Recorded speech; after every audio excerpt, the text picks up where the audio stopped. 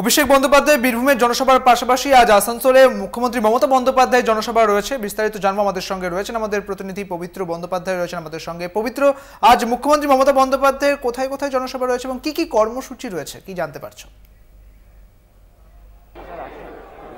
দেখো সুদীপ, আজকে দুটি জনসভা, নির্বাচনী জনসভা আছে। একটা হচ্ছে কুলটি বিধানসভার এই কিশোর সংঘ মাঠে, যেখানে আমি দাঁড়িয়ে আছি। আর দ্বিতীয় জনসভা হবে আসানসোলের উষাগ্রাম বয়েজ স্কুল যে ময়দান, সেই ময়দানে দ্বিতীয় নির্বাচনী জনসভা হবে। এবং তোমাকে বলে রাখি যে ইতিমধ্যে এই 12টা, যতটুকু আমরা জানতে পেরেছি যে দুপুর 12টার সময় মুখ্যমন্ত্রী এইখানে আসবেন এবং নির্বাচনী জনসভায় অংশগ্রহণ করে সাধারণ মানুষের উদ্দেশ্যে নির্বাচনী জনসভা ভাষণ দেবেন। এবং তার পাশাপাশি তোমাকে বলে রাখি যে আসানসোলের যে উষাগ্রাম যে ময়দান, বয়েজ স্কুল ময়দান, সেখানে দুপুর দুটোই প্রোগ্রাম এখন অবধি নির্ধারিত করা আছে।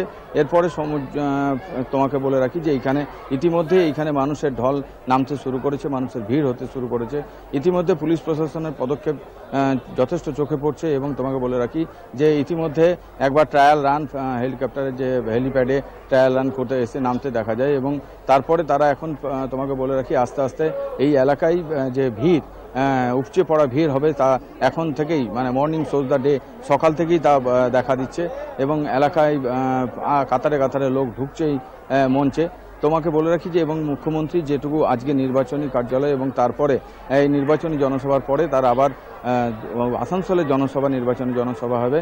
এবং আমরা যেটুকু জানতে পারছি যে আজকে নির্বাচনী জনসভায় তিনি আরও বেশ কিছু তথ্য তুলে ধরবেন। এবং এই যে বিজেপি, যে রাজ্য সরকারের যে বিজেপি যে কাজ করছে, যে এই যে তোমাকে বলে রাখি যে সন্দেশখালী যে ঘটনা, এ ধরনের নানা রকমের তথ্য যেটুকু আমরা জানতে পারছি সেটুকু উনি তুলতে ধরতে পারেন।